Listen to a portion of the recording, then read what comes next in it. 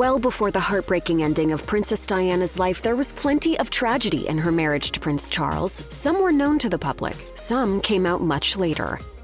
From hubby heartbreak and hair accessory headaches to falls, feuds, and flubs, Princess Diana described her wedding as the worst day of her life, and it's easy to see why. A wedding dress might be the most glamorous thing a girl will wear in her lifetime, as evidenced by countless Pinterest boards full of wedding inspiration. Princess Diana's dress is no exception. Well, there might be a few differences. Lady Di was often followed by paparazzi, even when she'd go to fittings for her wedding dress. Dress designers David and Elizabeth Emanuel did their best to keep the dress under wraps, going so far as to hire security and codenaming Diana as Deborah when scheduling her appointments. Her dress would break records. At 25 feet, its train was the longest ever seen. This design decision probably came from the fact that the designers had a lot of creative freedom. We wanted her to look like everybody's vision of a fairy tale princess. David told People in an interview, "We never had any special instructions about how to make the wedding dress. That added a bit to the fun of it all, made it a bit of an adventure." I thought actually it was quite important was it's a dress that girls could see themselves wearing. Though the designers had a fun time designing Princess Diana's wedding gown, they were constantly making alterations to the dress. Elizabeth Emanuel told People, "Most brides do lose weight, so we weren't that worried when she did. She was looking fantastic. She ended up with a 23-inch waist from a 26 to 27-inch. However, the designers didn't know the dark reality behind the drastic weight loss. Diana struggled with an eating disorder that began the day after she got engaged and would only worsen as her wedding day approached. The more weight she lost, the more alterations they made to the dress. If you've ever dreamed of a princess wedding, then it's possible that a horse-drawn carriage was involved. While that's a dream for most, it's customary for the people's princess. The thing about Princess Di's carriage is that it was mighty small, which caused a few snags in the dress department. With a dress that large and a carriage that small, her dress was incredibly wrinkled by the time she made it to the church. Even dress designer Elizabeth Emanuel was shocked, saying in an ITV interview, "We did know it would crease a bit, but when I saw her arrive at St. Paul's and we saw the creasing, I actually felt faint. I was horrified, really, because it was quite a lot of creasing. It was a lot more than we thought." Looking back now, she does look particularly fragile within that huge dress. Designer Chloe Savage, who worked on both Meghan Markle and Kate Middleton's dresses, told Insider, "Someone should have warned them that it was going to be stuffed in the carriage. It looked like it needed to be pressed. You could have brushed it over before she walked down the aisle. It would have taken 10 minutes and all those creases would have dropped." If all the dress and crown faux pas weren't enough, the ceremony was also riddled with mishaps. One of the more memorable was when Diana said Prince Charles's name incorrectly during their vows. You heard that right, Diana flubbed the name of her husband-to-be. The prince's full name is Charles Philip Arthur George, and even though Charles and the officiant had pronounced his name correctly moments before, the young princess said, "Take the Philip Charles Arthur George." Luckily, she wasn't alone. Charles would also go on to fumble his vows. Instead of saying "my worldly goods," he ended up saying "thy goods." Perhaps this can all be chalked up to wedding jitters, but those are some pretty rough blunders for any wedding, let alone a royal one that's being broadcasted for the entire world to see.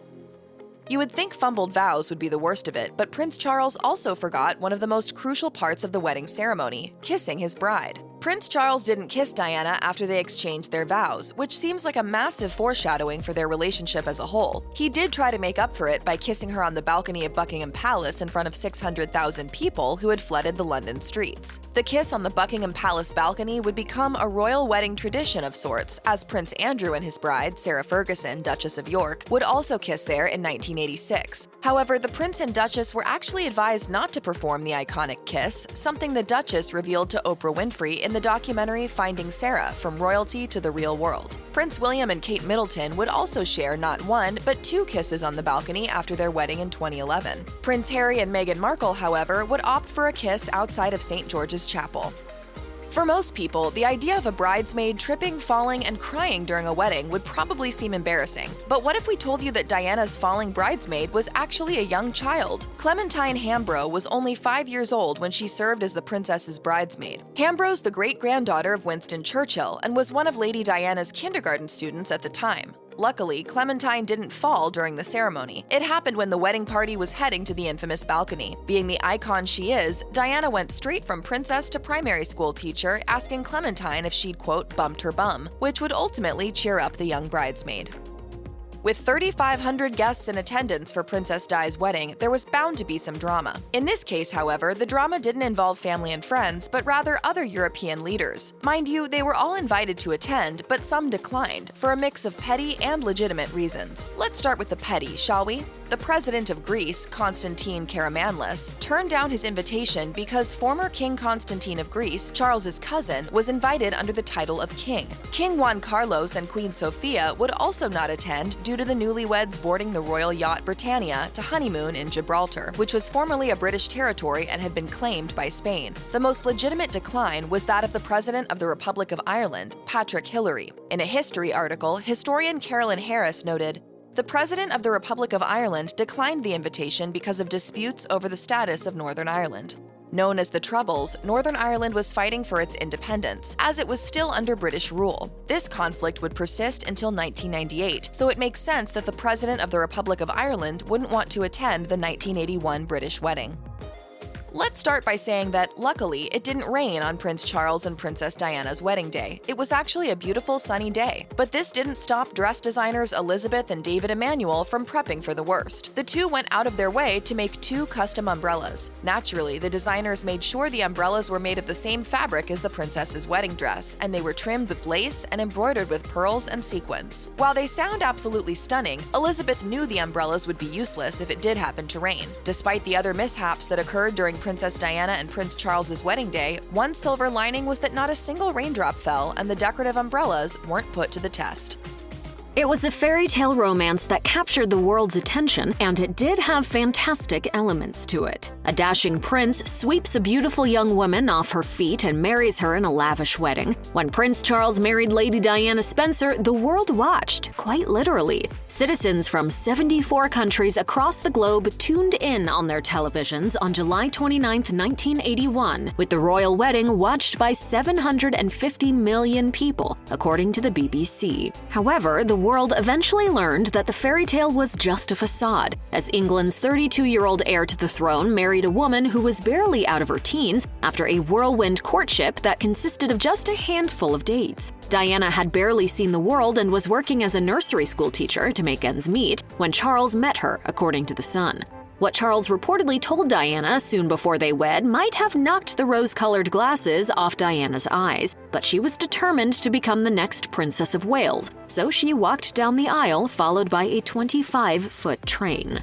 The night before their wedding, Prince Charles apparently felt he owed it to his young fiancée to tell her how he really felt before making such a life-altering commitment. According to a friend, he told Diana that he wasn't in love with her. The revelation came to light in 2020 when Britain's ITV aired a documentary, The Diana Interview: The Revenge of a Princess, which chronicles how Diana's 1995 interview with Martin Bashir came to be. This is the same interview in which Diana bared all about her marriage, including the fact that there was always someone else on Charles' mind, namely Camilla Parker Bowles, the woman the prince married in 2005. Well, there were 3 of us in this marriage, so it was a bit crowded. In the ITV documentary, Diana's astrologer relayed what the princess confided to her the night before she wed Charles. She said, "Charles told her that he didn't love her. I think Charles didn't want to go into the wedding on a false premise. He wanted to square it with her, and it was devastating for Diana. She didn't want to go through with the wedding at that point. She thought about not attending the wedding." Of course, Diana did attend the wedding and took her vows, becoming one of the most famous and beloved women in the world. As people across the globe watched the royal marriage from the sidelines through the tabloids, what they saw in the press was not always what was happening in real life. While Diana gave birth to her first son, Prince William, in 1982, and then a second son, Prince Harry, in 1984, the pair were far from happily married. Andrew Morton's 1992 book, Diana: Her True Story, claims that the time leading up to their second son's birth was actually a happy time in their marriage, but it didn't stay that way for long and was quite possibly the last happy period the royal couple shared together. After explaining that Charles had hoped their baby would be a girl, Princess Diana told Morton, "Charles and I were very, very close to each other these 6 weeks before Harry was born, the closest we've ever been and ever will be. Then suddenly, as Harry was born, it just went bang, our marriage. The whole thing went down the drain." In 1981, Prince Charles and Lady Diana announced their engagement after meeting some 4 years prior. Even at the time, the red flags were becoming obvious. Still, Charles and Diana went through with their wedding, and what a wedding that was! Here's a look at what the world never knew about Diana and Charles's marriage.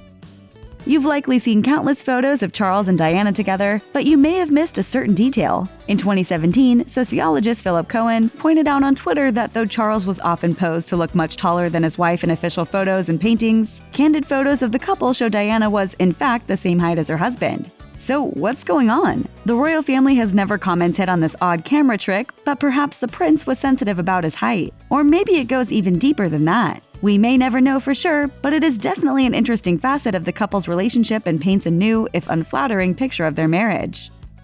If you were to just look at Charles and Diana's wedding, it would be easy to reason that they lived a fairy tale romance. This couldn't be further from the truth. In their first joint interview after becoming engaged, the interviewer asked the couple if they were in love. And Charles turned around and said what ever in love means. This moment is one that haunted Diana for years afterward. In a taped conversation with her speech tutor, Peter Sutherland, Diana revealed that Charles's reply stunned her even more than the question. That threw me completely. God, how does it traumatize me? During her conversation with Peter Sutherland, Diana also shared intimate details of her marriage. By this time, the couple had been married for 12 years and were about 3 years away from divorcing. When Sutherland suggested there was no physical intimacy between Diana and Charles, she revealed, It was there, and then it fizzled out about 7 years ago. Instinct told me. It's just so odd. I don't know. Although Diana didn't go into too much more detail about the couple's intimate life, she'd already said more than enough to make it painfully obvious that her relationship with the prince was by no means thriving. The day before their wedding, Diana overheard Charles on the phone with his former girlfriend Camilla Parker Bowles, revealing that he would always love her despite his marriage to Diana. Then, a few years later, Charles started openly having an affair with Parker Bowles. While Diana felt jealousy and rage in response to the affair, she also looked elsewhere for love, specifically to her bodyguard. When I was 24, 25, I fell deeply in love with somebody who worked in this environment. And he was the greatest friend I've ever had. Diana said the relationship was never sexual, but she did eventually take other lovers once it was clear Charles had all but abandoned her for Camilla. In the thick of Charles's affair with Camilla Parker Bowles, Diana petitioned the Queen for relationship advice. And I was sobbing, and I said, what do I do? I'm coming to you, what do I do? And she said, I don't know what you should do. Charles is hopeless, and that was it. In her equally hopeless situation, Diana developed an eating disorder. And they all blamed the failure of the marriage on the bulimia. But according to Diana, it was the rejection she felt from the family and her failing marriage that led to the development of the eating disorder in the first place. I decided to do a more discreet thing, which ultimately wasn't discreet, but I chose to hurt myself instead of hurting all of you. In a relationship so riddled with strife and extramarital affairs, trust was in short supply. A year before the couple divorced, Diana expressed doubts about Charles being fit to rule as King of England. Charles began to think that Diana was colluding with Sarah Ferguson, who was her best friend and the then wife of Charles's brother, Prince Andrew. His fear, according to royal biographer Tom Bower, was that upon the Queen's death or abdication, Andrew would become regent until William's 18th birthday, at which point he would become king, passing over Charles entirely. Not only did he distrust his wife, but Charles also became convinced his own brother was in on the supposed plan. When Prince Charles and Princess Diana married, their story was seen as a fairy tale. But the couple got divorced in 1996 after a tumultuous and rocky marriage. Here's how Charles's life changed after his separation from Diana. We all know that the royal family's lifestyle is largely paid for by British taxpayers. But Prince Charles's financial life was significantly altered after his divorce from Princess Diana was finalized. As reported by the New York Times at the time of the divorce announcement, Charles, quote, formally declared that he would not be subsidizing his ex-wife's living expenses anymore. It would be up to her to pay her own way out of the settlement money she received from their separation. The administrator who oversaw the couple's settlement even went as far as saying that Diana would be receiving bills from the 40 stores that she frequented, as Charles was officially cutting her off. The letter read, with effect from 2nd September 1996, any expenditure incurred by or on behalf of Her Royal Highness the Princess of Wales should be invoiced directly to the Princess of Wales's office. And that was that. Taking sides is, sadly, a pretty big part of any divorce, and it seems as though Prince Charles's father, Prince Philip, took Diana's side. According to the book Prince Philip Revealed by Ingrid Stewart, letters that came to light in 2003 showed that Philip was firmly on Diana's team, as he wrote a letter to her describing his feelings about the separation between her and Charles. Philip wrote to Diana, Charles was silly to risk everything with Camilla for a man in his position. I cannot imagine anyone in their right minds leaving you for Camilla. such a prospect never even entered our heads. The letter was signed, quote, "With fondest love, Pa." If you watched season 4 of The Crown, you know that crowd size was a sore spot for Prince Charles. And while The Crown is a dramatized account, it doesn't appear to be too far off. Whatever in love means. As noted by the New York Times, Prince Charles attended a solo event in March 1997, about half a year after his divorce, at the Metropolitan Museum of Art. There were some cameras, but as the New York Times put it, Prince Charles's arrival generated nothing like the mass hysteria with which fashion royalty greeted the Princess of Wales. What's more, quote, "You could count the paparazzi on the fingers of 2 hands that showed up for Charles," according to the Times. So what was it about Princess Diana that attracted so many people? The former royal correspondent for The Guardian told Time, "People invested a lot of emotional intensity in her." Charles was not afforded the same type of adoration. If anything, he experienced a dwindled amount of support in the time following his divorce. Ah, the coveted opinion poll. The life or death of any politician or public figure. And in Prince Charles's case, he's a little bit of both. And after his divorce from Princess Diana was announced, Charles was not welcomed with positive numbers from the British public. According to the New York Times, Gallup conducted a poll shortly after the public learned Charles and Diana were officially getting divorced. The poll surveyed 1,000 churchgoers and church officials and asked questions about Charles and the possibility of him getting remarried to Camilla Parker Bowles. The results were less than favorable. More than half of the people surveyed thought that he shouldn't be allowed to become king, or the leader of the Church of England should he get remarried. And that's not to mention the fact that Camilla's popularity in Britain was just down the drain. Charles maintained that he had, quote, "no intention of remarrying," and that the survey was, quote, "purely hypothetical." But still, not the best look. Pretty much everyone knew that Prince Charles was in a long-term relationship with Camilla Parker Bowles. He even confirmed that he'd been unfaithful to Princess Diana during a 1994 sit-down television interview, saying that he at first tried to make their relationship work. Until it became irretrievably broken down. But it seemed like as soon as his divorce from Diana was made public, Charles became pretty cavalier with his connection to Camilla. The New York Times reported that on the weekend that the news broke about his divorce, Charles spent the days with Camilla in Wales. As you may have guessed, Charles' newfound freedom was not well celebrated, and photos of the two vacationing together were viewed by many Britons as evidence that, quote, Charles had continued his reported affair with Mrs. Parker Bowles, whom many Britons blame for the demise of the royal marriage. Divorce can be tough on not just the people involved in the marriage, but on the extended family as well. That was certainly the case for Prince Charles, as the strain that his divorce took on his relationship with his mother, Queen Elizabeth, most likely was more pronounced than people in similar situations. According to the Los Angeles Times, Elizabeth wrote to Charles and Diana and told them to get divorced. And what did Charles do? He wrote a letter back, agreeing to the Queen's terms. We honestly can't imagine conversing like this with family, because this is truly some wild tension. A royal reporter at the time, Simon McCoy of Sky TV, dished about the tension that was brewing as a result of the divorce. McCoy revealed, "One cannot underestimate how angry the Queen has been. At the palace, there's a huge sigh of relief. The Queen has decided that enough is enough." As mentioned, Prince Charles and Princess Diana learned to get along. But things still weren't so easy for Charles. During the period of time in which he was separated from Diana, Charles was the subject of a note penned by Diana, who claimed that he was, quote, planning an accident in her car with, quote, brake failure and serious head injury. The note was written in 1995, and needless to say, it did not go over terribly well. Diana's words, that became eerily accurate in the aftermath of her death, became public in 2003, significantly altering Charles's life and casting shadows on his public perception.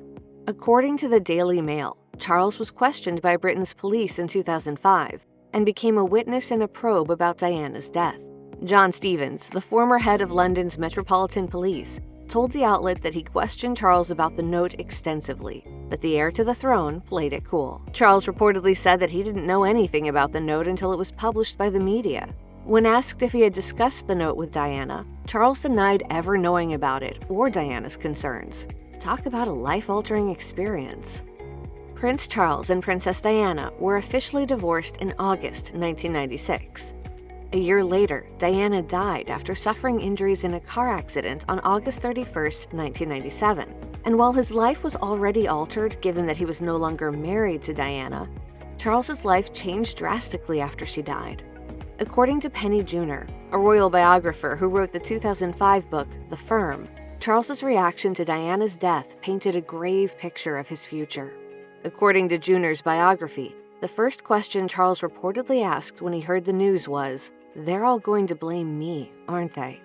Junor went on to include that Charles said that, quote, "The world's going to go completely mad, isn't it?" before asking his private secretary, Stephen Lamport, if Diana's death would, quote, "destroy the monarchy." Lamport said yes, before adding that Diana's death would have a profound impact on Queen Elizabeth, too. Maintaining a good relationship with the in-laws can be pretty tough, but add a divorce and things can get even worse. Factor in a tragic death, and you've got the perfect storm. According to Page 6, things went downhill for Prince Charles after his divorce from Princess Diana and her untimely death, when it came to his interactions with her family members.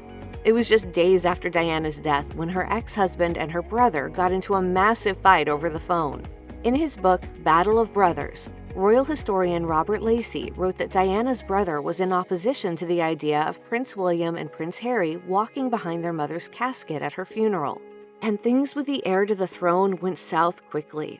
Lacey wrote, Spencer felt quite sure that Diana would have been horrified at the idea of her sons having to endure such an ordeal. He had already told Charles as much.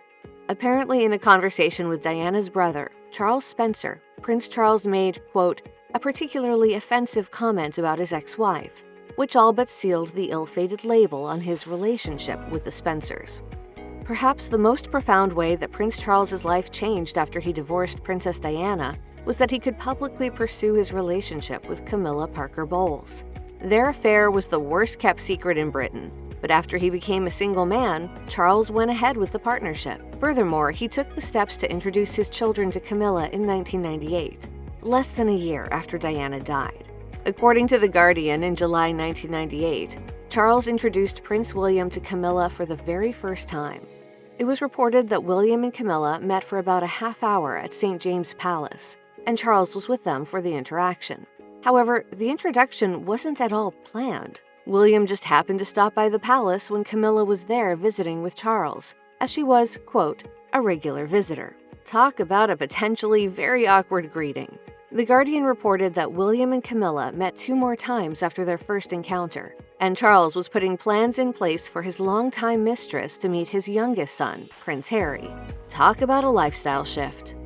At the time of their divorce, Charles was working on a, quote, transparent campaign to introduce Camilla Parker Bowles to the British public, according to The Guardian. But after Diana died, his efforts halted, and Camilla wasn't seen publicly with the heir to the throne until 1999.